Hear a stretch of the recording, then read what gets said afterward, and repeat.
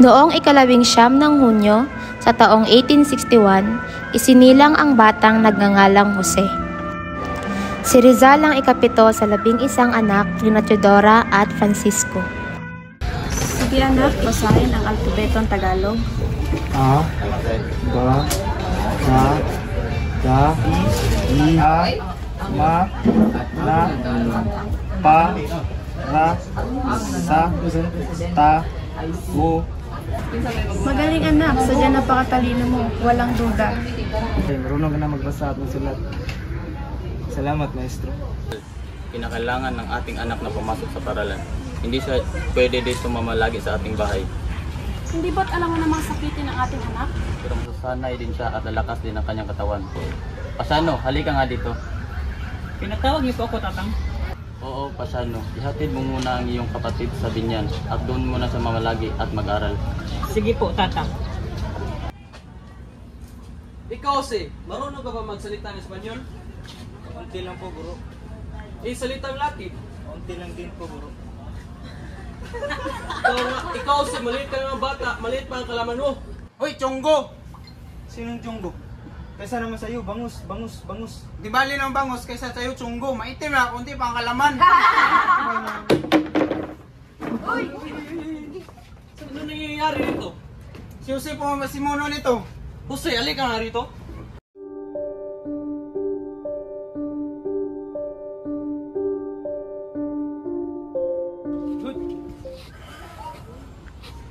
Kayong tatlo ay natulang ko na kamatayan sa pamamagitan ng garote.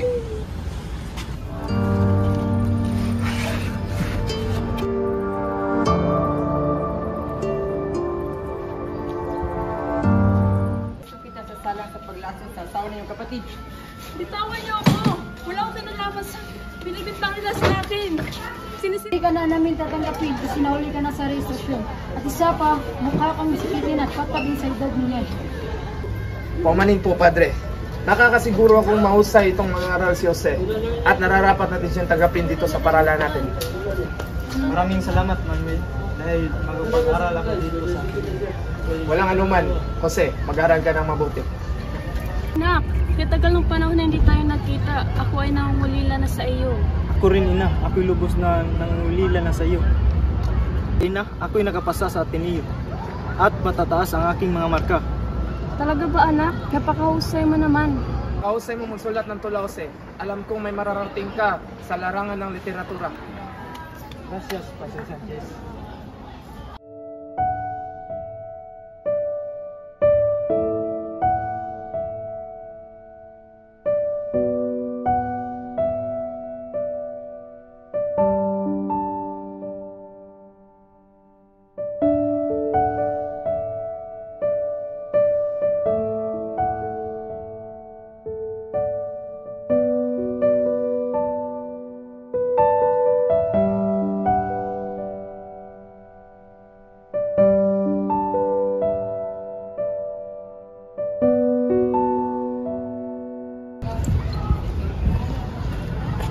Kamusta ka, Jose? May gusto sana akong sabihin sa iyo. Gusto ko sanang umuwi sa Calamba. At baka hindi na tayo magkita muli pa. At ako man ay uuwi na rin sa aming bayan sa Lipa. Sige pa.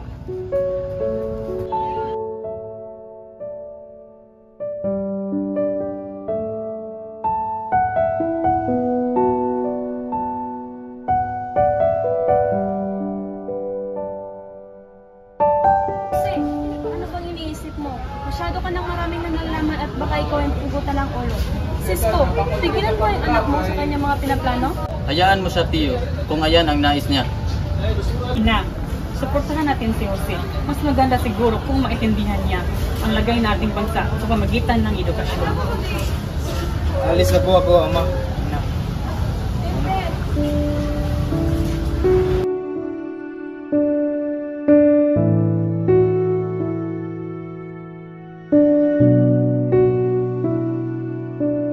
Senyor, minsan hiniling ko na lang sa bathala na hindi na lang tayo magpinsan. Ito na kasi kayang pigilan ang aking nararamdaman. Ang sabihin sa iyo ang tunay na aking nararamdaman habang magkasama pa tayo. Pero Jose, Paano kung malaman nila ang ating relasyon? Ano na lang ating gagawin? Kung ganun, itatanan kita. Sa ngayon, ilihim muna natin ang ating relasyon sa ating mga kamag-anak. Mula sa ngayon, tatawagin na kitang timeless para hindi malata sa ating mga kamag-anak. Jose!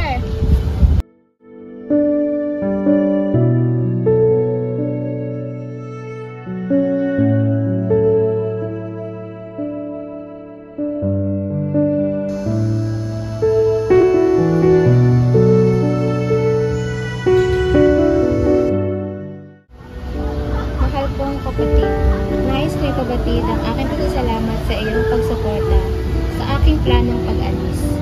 Iilan lamang kayong nakakaalam ng aking ninanais tulad din ng ate Saturnina, Lucia, Tio Antonio, ang mga Valenzuela at ang aking ilang matalik na kaibigan. Kung maaari, ipabatid mo sa ating mga magulang at sa aking minamahal na Leonor, patawarin nila ako sa aking biglaang pag-isa. Hindi ko kailanman kalilimutan ang aking misyon, at ito ay ang mag-obserba sa pamumuhay at kultura, lengguwahe at adwana, industriya at komersyo, ang gobyerno at pamumuhay at at batas dito sa Europa. Ito ay magsisilbing aking paghahanda upang makatulong sa pagpapalaya sa ating bansang inaapi at tinatapak-tapakan. Lubos na nagmamahal, Pepe.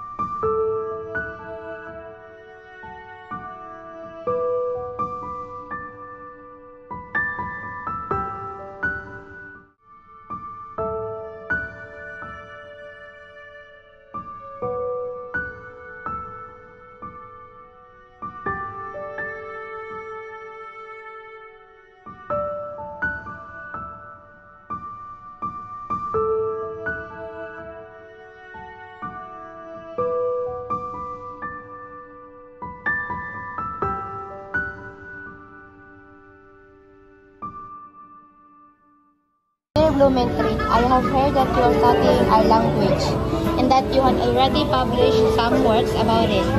Permit me to send you a valuable book written by my countryman in our language. The Spanish version is mediocre because the author is only a modest writer, but the Tagalog part is good, and it is precisely the language spoken in our province. Truly yours, Rizal.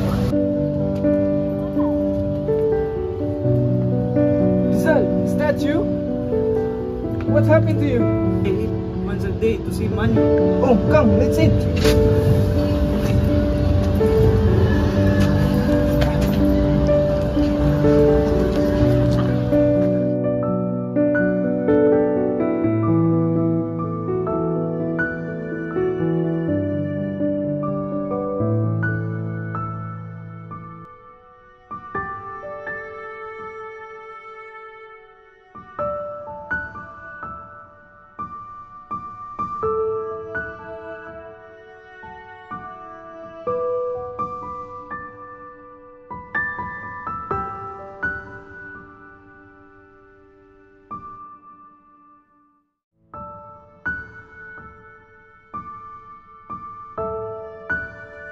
Finally, you found a publisher of No Limit ang Unit.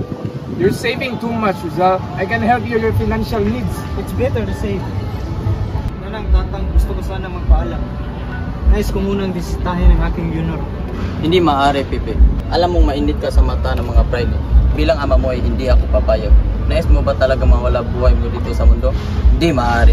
Kung yan po ang iyong nais, Ama, kayo po ang masusunod. Buenos dias, Rizal. Alam mo naman siguro ang balita sa iyo. Kado ang buhay mo ngayon, kung kaya't nais mong isanin ang Pilipinas sa lalong madaling panahon. Ayaw kung makita kang mamatay kamay ng mga praile. Wala akong nakitang masama sa aking mga isinusulat. Ako man, wala akong nakitang masama sa sinusulat mo. Sadyang, mainit lang ang mga mata nila sa iyo. Take care and God bless. Gracias, amigos.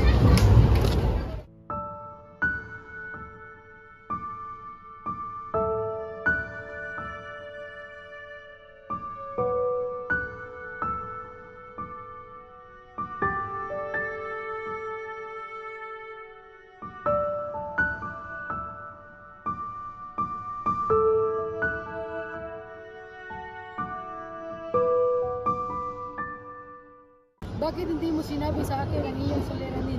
Ako'y nahihiya, kaya hindi ko ito masabi. Ako na ang bahala sa iyo, kaya ko na ang bayarin yan.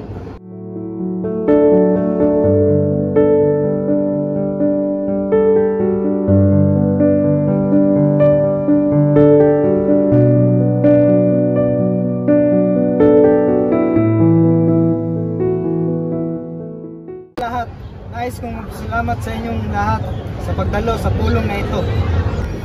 Ngunit ano nga ba iyong nais? Bakit ka nagpatawag ng pagpupulong? Nais ko sana magtatag ng isang samahan ng pamalaan ng mga Kastila. Gaano ka nakatitiyak, Rizal, na tayo ay tatagumpay? Alam naman natin na sila ay labis na makapangyarihan, hindi ba? Kaya nga tayo narito upang pagplanuhan ang ating sagawang mga hakbang. Sang-ayon ako sa iyong plano, Jose, kaya ipagpatuloy mo ang iyong mensahe. Okay, tayo maghalal ng mamumuno ng ating samahan. Tayo na. Morning, Senior. I have received this letter saying that you want to talk to me in private. Yes, Senyor. I've sent this letter because I want to know if you want to go back in Hong Kong. But why did you ask? Rizal, we found this in the pillowcase of your sister Lucia. I don't know where it came from. It's not ours. Don't deny it! Silence! You will be escorted by my nephew Ramon to Fort Santiago. Take him.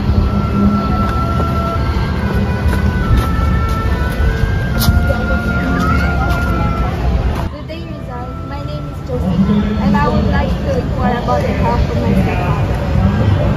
Okay, kindly send him.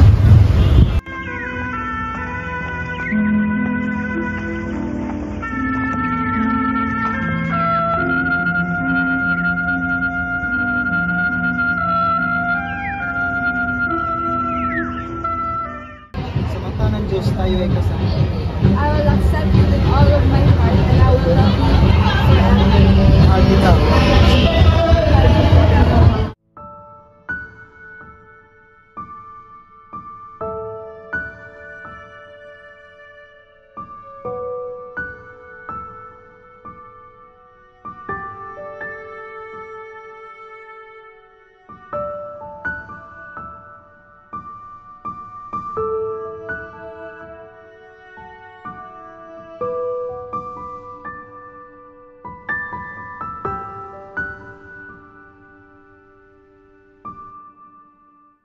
Ito tayo para likisin natin si Jose Rizal ukol sa mga kanyang pag-aalsa at sedisyon at sa mga illegal na mga samahan.